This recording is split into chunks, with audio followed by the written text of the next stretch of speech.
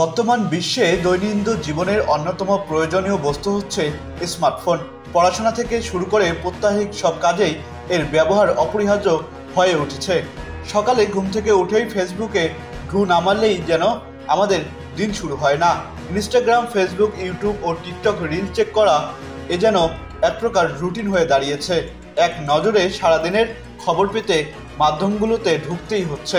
এভাবেই ইন্টারনেট আমাদের দৈনন্দিন জীবনের সঙ্গে জড়িয়ে আছে।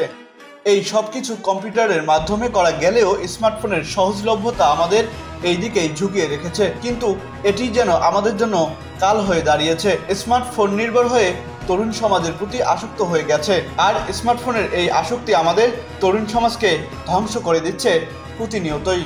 2015 সালে যুক্তরাষ্ট্রের মিসৌরি বিশ্ববিদ্যালয়ে পরিচালিত এক জরিপে দেখা যায়, তরুণরা এখন মুঠোফোনকে তাদের শরীরের অঙ্গ বলে মনে করেন। ফ্লোরিডা স্টেট বিশ্ববিদ্যালয়ের গবেষকরা দেখেছেন, স্বাভাবিক ব্যক্তিদের চেয়ে মুঠোফোনে আসক্ত ব্যক্তিদের উচ্চ রক্তচাপ, হৃদরোগ আক্রান্ত হওয়ার ঝুঁকি বেশি থাকে।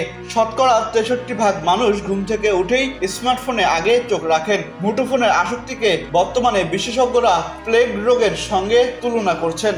বর্তমানে বিশ্বের 92% মানুষ মোবাইল ব্যবহার করে, এর ভেতর 31% কখনোই তাদের ফোন বন্ধ করে না।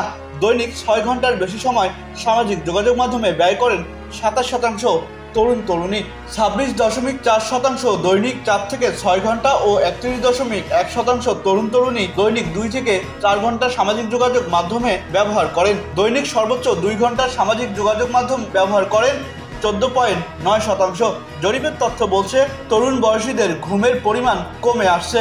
23.9% তরুণ-তরুণী বলছেন তাদের পরিমিত বা পর্যাপ্ত ঘুম হয় না। বর্তমানের সংখ্যাটি আরও অনেকটা বাড়তে পারে। দেশে ইন্টারনেট গ্রাহক 12.61 লাখের বেশি। গত বছরের জানুয়ারি থেকে মার্চ পর্যন্ত গ্রাহক বেড়েছে 20 লাখ। এর মধ্যে মোবাইল ইন্টারনেট গ্রাহক 11.40 লাখের বেশি এবং ব্রডব্যান্ড ইন্টারনেটের গ্রাহক 1.20 লাখের বেশি। দেশে গত 3 মাসে মোবাইল ফোন গ্রাহকের সংখ্যাও বেড়েছে। এ সময় গ্রাহক 30 লাখের বেশি বেড়ে দাঁড়িয়েছে 18.38 লাখ। বাংলাদেশের সামাজিক যোগাযোগ মাধ্যম ব্যবহারকারীদের সিংহভাগই ফেসবুক ব্যবহার করেন। বর্তমানে বাংলাদেশের মোট জনসংখ্যার 62% ইন্টারনেট ব্যবহারকারী। আহসান সাকিব হাসান, আকাশ জমিন, নিউজ ডেস্ক।